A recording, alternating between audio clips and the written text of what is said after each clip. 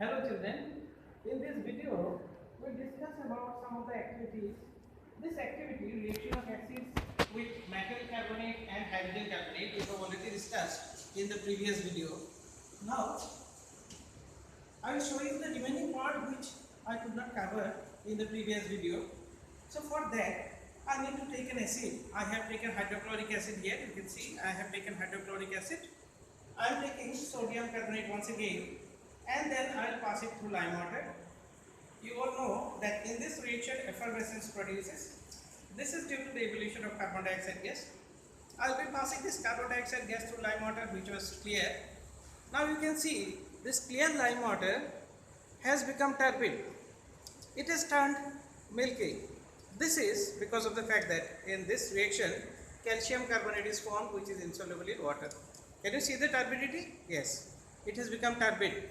This is due to the formation of calcium carbonate which is insoluble in water. Now if I go on passing this carbon dioxide continuously, again I will find that this solution has become colorless. This is because on passing more of carbon dioxide, that means excess of carbon dioxide, it will be converted to calcium hydrogen carbonate which is once again soluble in water, and therefore it will become soluble once again, making the solution transparent. Okay. Now for the next activity, which is nothing but a neutralization reaction, we will study how neutralization occurs by using the indicator. For that I will take the acid once again. I will be collecting hydrochloric acid here, and you know that an acid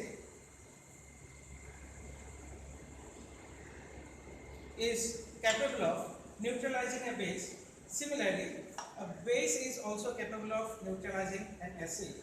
So I will be collecting sodium hydroxide in another test tube.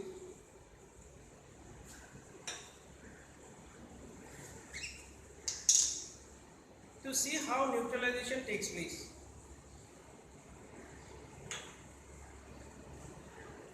This is the base, sodium hydroxide. I will be adding phenolphthalein. You all know that when a base reacts with phenolphthalein, then it produces dark pink or magenta color. You have seen this magenta color, right? Now, when the neutralization will occur, then obviously there will be some change in color. So I have taken sodium hydroxide, there I have added phenolphthalein, the color became dark pink or magenta. Now I will be adding hydrochloric acid. Hydrochloric acid will neutralize the base, and after adding this, you see the color is slowly disappearing. This is because of the neutralization. Now the base which was present there in this test tube, after adding the acid, it has been neutralized, and therefore you don't get to see this pink color once again. So I will add sufficient amount of acid and base together to study this neutralization reaction. Now what if I add more amount of sodium hydroxide, I will be adding more amount of sodium hydroxide, this solution so far became neutral. Now I will be adding more of sodium hydroxide, it will once again become dark pink because the solution in this case is going to be basic once again. You have seen this dark pink appears again. This is because after neutralization I have added more amount of the base. Now the solution is basic, and therefore this dark pink color, or what we call magenta color, has appeared again. Now going for the next activity, that is reaction between acid and the metal oxide. For that we will be taking